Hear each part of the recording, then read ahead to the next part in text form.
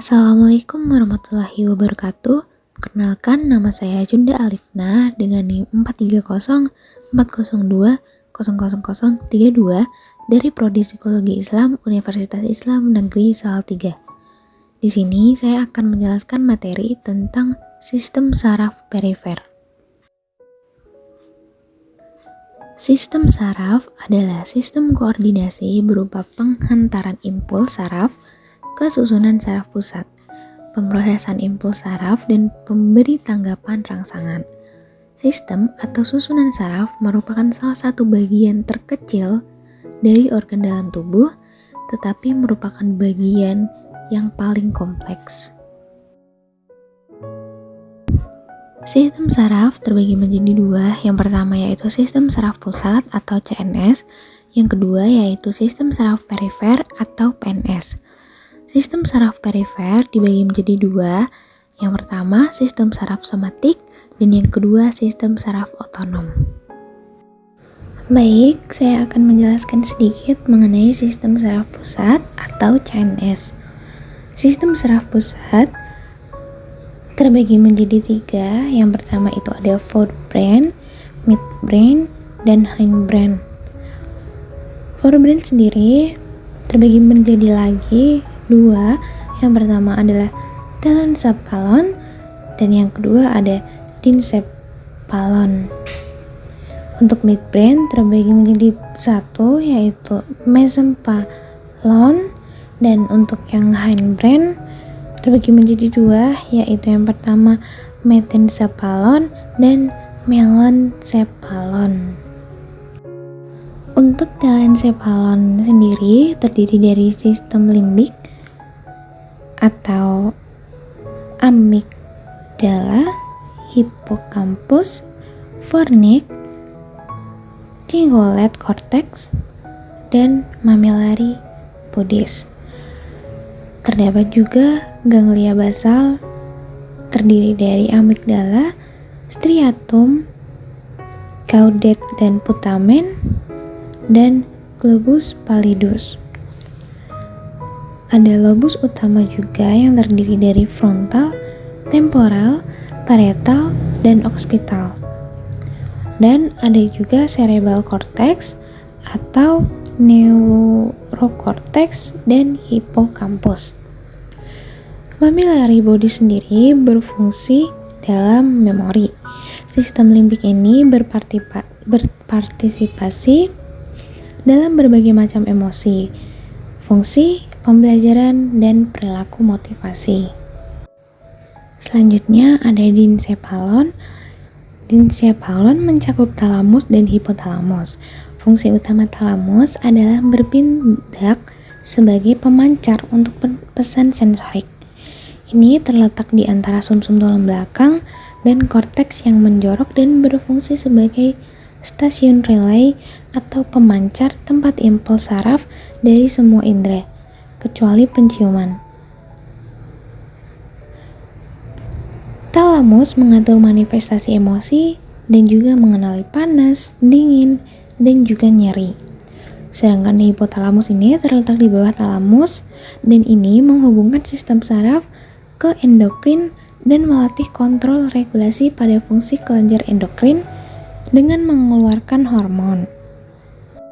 Kemudian lanjut ke midbrain atau otak tengah. Otak tengah ini berukuran kecil dibandingkan dengan otak belakang dan otak depan.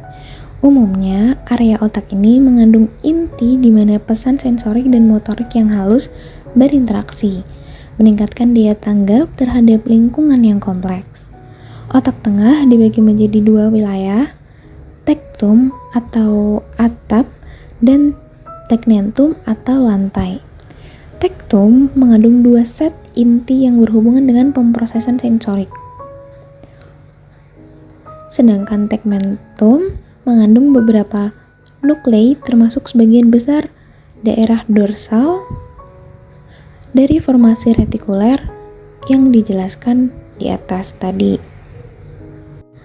Yang terakhir ada hindbrain mencakup metencephalon dan melencephalon. Saat informasi saraf dari tubuh berjalan melalui saraf tulang belakang dan naik ke sumsum tulang belakang, Ia memasuki area paling ventral atau bawah pada otak dan medula oblongata. Medula oblongata bersama dengan pons dan otak tengah membentuk batang otak dan mengatur sistem pendukung kehidupan mendasar seperti pernapasan, tekanan darah, gairah, dan tonus otot. Fungsi dasar ini sangat penting untuk kelangsungan hidup karena tidak mungkin menunjukkan keterampilan masalah yang canggih, tetapi seperti manusia, mereka juga harus bernafas, bergerak, tidur, dan mencerna makanan mereka. Kemudian lanjut ke sistem saraf perifer. Sistem saraf perifer terbagi menjadi dua.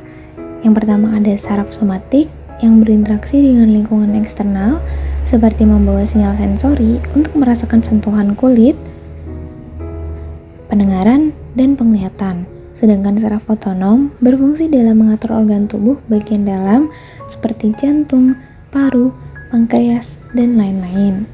Saraf otonom terdiri dari saraf aferen dan saraf eferen. Saraf somatik terdiri dari 12 saraf otak atau saraf kranial dan 31 pasang saraf sumsum tulang belakang atau saraf spinal. Saraf kranial terdiri atas sensorik, motorik, dan sensori motorik. Saraf spinal merupakan saraf campuran sensorik yang berasal dari dorsal dan motorik yang berasal dari ventral. Untuk saraf spinal sendiri atau saraf sumsum tulang belakang, otak dan sumsum tulang belakang adalah organ tubuh yang paling terlindungi. Mereka terbungkus dalam tulang dan ditutupi oleh 3 membran pelindung. Pertama adalah meninx bagian luar atau membran keras yang disebut durameter. Kedua, ada durameter terdapat membran arachnoid yang halus, selaput seperti jaring laba-laba. Di bawah membran arachnoid terdapat ruang yang disebut ruang subarachnoid yang berisi banyak pembuluh darah besar dan cairan cerebrospinal. Ketiga, ada piameter atau lapisan meninx terdalam yang melekat pada permukaan saraf pusat. Juga yang melindungi saraf pusat adalah cairan cerebrospinal yang mengisi ruang subarachnoid, kanal pusat sumsum tulang belakang, dan ventrikel otak. Saluran pusat adalah saluran pusat kecil yang membentang sepanjang sumsum tulang belakang. Ventrikel cerebral adalah 4 ruang internal besar otak, 2 ventrikel lateral, ventrikel ketiga, dan keempat. Sistem saraf otonom terbagi menjadi 2. Yang pertama saraf aferen yang membawa sinyal sensorik dari organ internal ke saraf pusat, sedangkan saraf eferen yang membawa sinyal motorik dari saraf pusat ke organ internal. Saraf eferen sendiri memiliki 2 jenis saraf. Yang pertama adalah saraf simpatis dan saraf parasimpatis. Untuk saraf simpatis sendiri ada 2 serat. Yang pertama neuron preganglionik dan neuron postganglionik. Saraf simpatis berfungsi mengontrol respon tubuh terhadap ancaman yang dirasakan dan bertanggung jawab atas respon lawan atau lari. Sedangkan saraf parasimpatis adalah saraf yang mengontrol homeostatis dan tubuh saat istirahat dan bertanggung jawab atas fungsi istirahat dan cerna pada tubuh. Fungsi sistem simpatis dan parasimpatis sendiri menekankan pada 3 prinsip penting. Yang pertama, ada saraf simpatik merangsang, mengatur, dan memobilisasi sumber energi dalam situasi yang mengancam. Sedangkan saraf parasimpatis bertindak untuk menghemat energi. Yang kedua, ada setiap organ target otonom menerima masukan simpatis dan parasimpatis yang berlawanan, dan aktivitasnya dikendalikan oleh tingkat relatif aktivitas simpatis dan parasimpatis itu sendiri.